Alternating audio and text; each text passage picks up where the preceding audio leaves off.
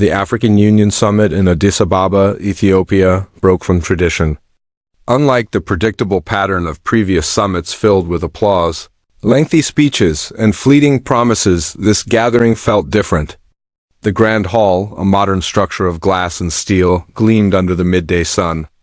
Leaders from 24 African nations sat in rows, their vibrant flags gold, green, and bold colors hanging above. Diplomats adjusted earpieces, aides carried stacks of papers, and cameras from global media focused on the stage. Everyone anticipated the usual ceremonial opening, a polished speech, or a formal welcome. Instead, the summit began with silence. At the center of the stage stood Captain Ibrahim Traoré, president of Burkina Faso's transitional government. Dressed not in a suit or ceremonial garb but a simple gray tunic, he projected purpose over pageantry. In his hand was a single sheet of paper, not a grand speech, but a list of names, those lost to wars, protests, and forgotten tragedies across Africa. Victims of civil unrest, students shot at university gates, mothers grieving children lost to violence. Traoré raised his head and spoke one sentence: "Let us begin not with words but with silence." The silence that followed was heavy, like a storm cloud settling over the hall. 1 minute passed, then 2, then 3. The quiet became palpable, filling every corner. Presidents, ministers, and diplomats sat still. Cameras stopped clicking, papers stopped rustling, interpreters froze. The silence wasn't just an absence of sound, it was a weight, a memory, a call to reflect. Why did Traoré choose silence? What was he urging these leaders to confront? Traoré stood alone, his face calm but his eyes carrying deep sorrow. An aide behind him held a folded piece of paper. When the microphone clicked on, Traoré's voice was steady, not dramatic. He began reading, Samuel Omar, 19, shot outside Nairobi University. Fatuma Traoré, 34, disappeared near the Mufti border. Daniel Menda, 11, burned during a village raid. Issata Kant, 12, died crossing the desert. Mahmoud Diarra, 70, died waiting for food distribution. Each name was followed by a pause, a breath, letting the loss sink in. The names spanned Africa, Kenya, Niger, Mali, Burkina Faso, Chad, young and old, men and women, students, farmers, mothers, elders. Some died in protests, others in wars, some in unreported tragedies. Each name was a story, a life cut short, a family left grieving. As Traoré read, the giant screen behind him displayed candles, one for each name, flickering brightly, as if honoring the forgotten. The hall transformed into a sacred space, a place to mourn. President William Ruto of Kenya leaned forward, hands clasped, face tense. Rwanda's Paul Kagame wiped his eyes. South Africa's Cyril Ramaphosa shook his head, lost in thought.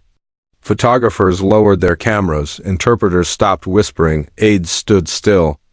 The silence Traoré called for became a shared moment, a collective pause to feel Africa's pain. Why was this moment so powerful? African Union summits typically followed strict protocols, formal speeches, timed agendas, discussions on trade or security. Traoré broke those rules. He didn't offer greetings or talk about economic growth. He confronted the room with truth. Africa had lost too many lives, and those lives had names. His silence challenged leaders to face the human cost of their decisions. How often had they spoken of progress while ignoring the bloodshed? How many times had they signed deals while forgetting those lost to protests or wars? Traoré's list reminded them that every policy had a human toll, and those humans deserved remembrance. The silence lasted 7 minutes, broken only by the names. When Traoré finished, he stepped back, seeking neither applause nor approval. The room had changed, the air heavier, the agenda less urgent. Ghana's president, Nana Akufo-Addo, whispered, "He reminded us why we are here." The moderator tried to move on, but the summit was no longer about formality, it was about remembrance. One name stood out, Samuel Omar, a 19-year-old student from Nairobi University. His story began with a shaky video filmed by another student during a protest at the university gates. Morning light filtered through tear gas clouds as riot police stood with shields and batons. Samuel, in a red jumper and worn sneakers, his backpack tight, wasn't shouting or throwing stones, he was running for safety. In the footage, he glanced back once, his eyes full of fear and hope. A shot rang out, rubber bullet, or worse, and Samuel fell. The video cut off.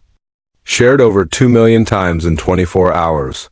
It sparked outrage across Kenya, with hashtags and grief flooding social media.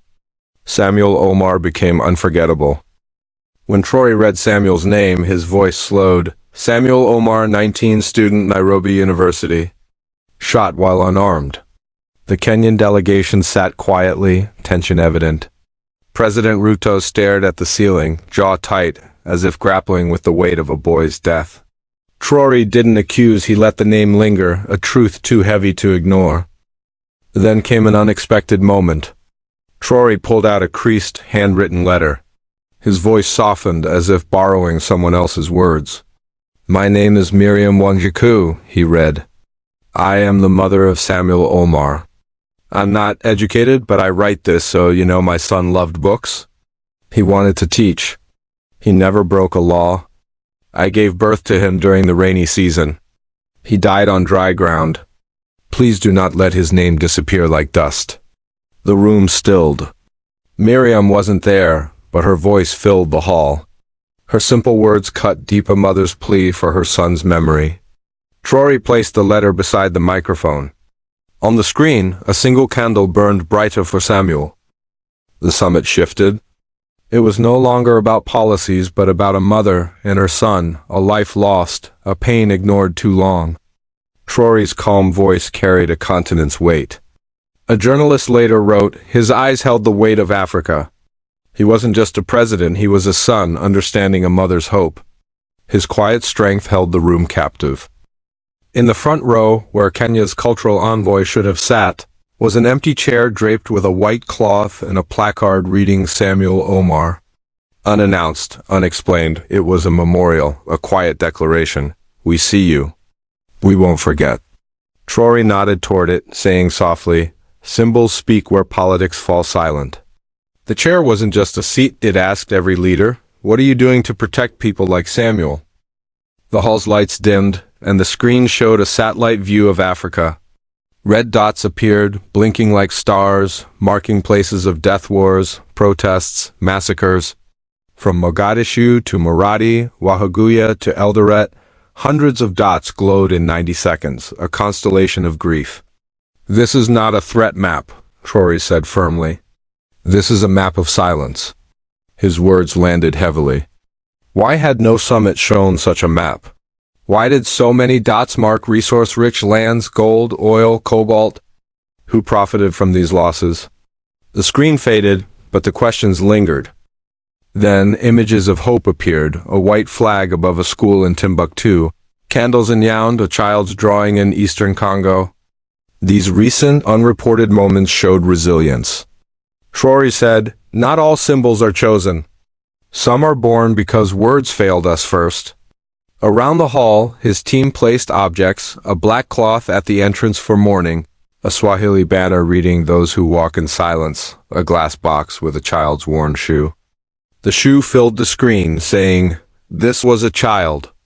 This matters." Unexpectedly, a Senegalese delegate placed a white flower on Samuel's chair. Namibian, Gabonese, and Ethiopian delegates followed, 17 in total, unscripted. It became a ritual, sharing grief, saying, "We feel this loss." That night in Nairobi, 300 students gathered at the university gate where Samuel died, holding candles and Miriam's letter, standing silently. The summit's map of red dots was shared 2.8 million times online. A Ugandan teacher posted, "We taught maps for borders. Traoré gave us maps for grief." Traoré returned to the podium, holding a 42-page document with the African Union seal, the Continental Principles for Civilian Protection. Crafted over 6 months by scholars, experts, and survivors, it was a plan to prevent deaths for power's sake. Traoré placed it on a glass table and said, "I will only ask you to stand if you believe civilians should not die for power." Ghana's Nana Akufo-Addo stood, signed, followed by Rwanda's Paul Kagame, Angola's vice president, and others. No applause, just pen scratching. By day's end, 33 of 55 members signed, some with personal whispers like, "This is for my niece." News spread globally. CNN Africa called it a pact for the people. BBC Africa aired 12 minutes of silence. Burkina Faso headlines read leadership by silence. Murals appeared in Guinea-Bissau, church bells rang in Eritrea, students in Mali held placards. Our leaders finally spoke. An East African editorial said, "We watched a page turn, not of a document, but of a generation." 2 weeks later, in Ouagadougou, Burkina Faso, the Samuel Omar Memorial School opened. A modest red brick building between mango trees, it bore the name of the boy who loved books. Children in mismatched uniforms clutched notebooks. Traoré stood among them, not on a stage. A 7-year-old girl rang the school bell, its chime echoing like a new beginning. The school was a symbol. No bullet should stop a child from learning.